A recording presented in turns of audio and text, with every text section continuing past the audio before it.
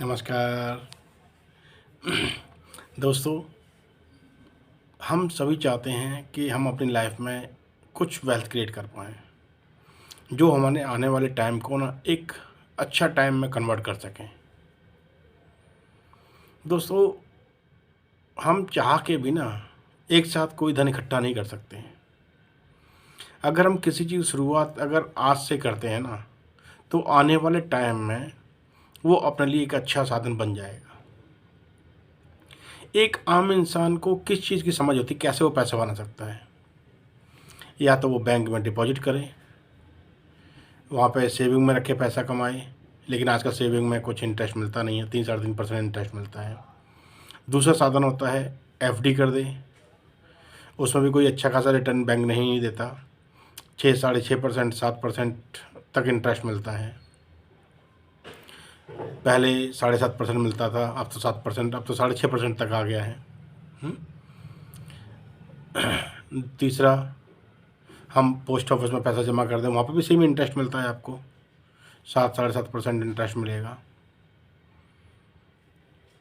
और हम थोड़ा सा और सोचते हैं तो हम क्या कर सकते हैं, एसआईपी शुरू कर सकते हैं। एसआईपी में आपको हर बार पैसा जमा करना है, उससे आप अपनी वेल्थ क्रिएट कर पाएंगे।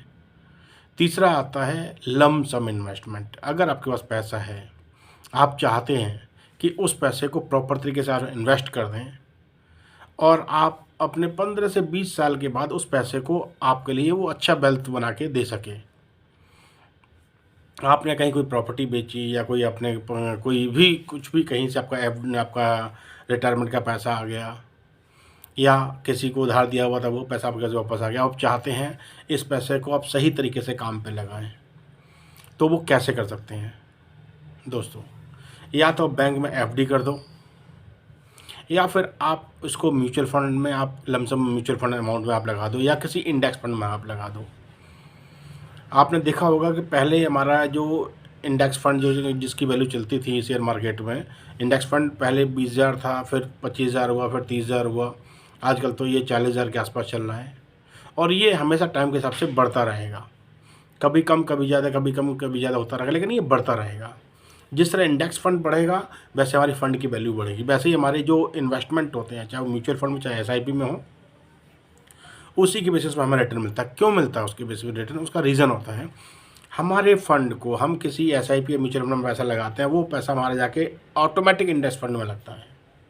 अगर आपको समझ है तो आप इंडेक्स फंड में लगाओ, नहीं समझ है तो आप इंडेक्स फंड में मत लगाओ, आप इसको सीधा म्यूचुअल फंड में लमसम अमाउंट आप लगा दो। चलो हम दोनों को समझते हैं। अगर हम 1,00,000 रुपए को 20 साल के लिए बैंक में रखते हैं या हम किसी म्यूचुअल फंड में लगा देते हैं, तो 20 साल के पास हमारे पास रिटर्न कितना आएगा, कितनी हमारी फ़ंड वैल्यू बनेगी? आप चाहें तो गूगल पे जाके कोई भी आप एसआईपी कैलकुलेटर या म्यूचुअल फंड कैलकुलेटर या आप एफडी कैलकुलेटर खोल लीजिए, वहाँ से आप प्रॉपर तरीके से चीज़ों को वॉच कीजिए। चलो मैंने कुछ किया हुआ है, मैं आपको थोड़ा बता देता हूँ। सपोज़ करो आपने 1,00,000 रुपए एफडी में आपने लगा दिया, और सपोज़ करो आपको बैंक से अभी फ़िलहाल की डेट में 7% आपको रिटर्न आ रहा है, तो 20 साल के बाद आपकी फ़ंड वैल्यू क्या बनेगी जाके? 1,00,000 अमाउंट 20 साल के लिए अपने बैंक में एफडी कर दिया, तो आपके पास 20 साल के बाद 1,00,000 की जो रिटर्न होगी, आपको एस्टिमेट रिटर्न आपको फंड मिलेगा, वो मिलेगा लगभग 3,639 रुपये। तो आपकी टोटल फंड वैल्यू हो जाएगी चार, आपने 1,00,000 पहले लगाया, 3,00,000 आपको रिटर्न आ गया, तो आपकी 4,639 रुपये आपकी वैल्यू बनेगी। अगर जैसे बैंक रिड्यूस करते जा रहे हैं अपने एफडी के रेट, सपोज करो उन्होंने 6.5% कर दिया, आपको अगर एवरी ईयरली रिटर्न आपको 6.5% मिल रहा है, तो आपकी 20 साल में वैल्यू बनेगी जाके 2,63,115 रुपये। रिटर्न आपको एस्टिमेटेड रिटर्न आपकी बनेगी जाके वैल्यू, और टोटल वैल्यू आपकी बनेगी 3,63,115 रुपये।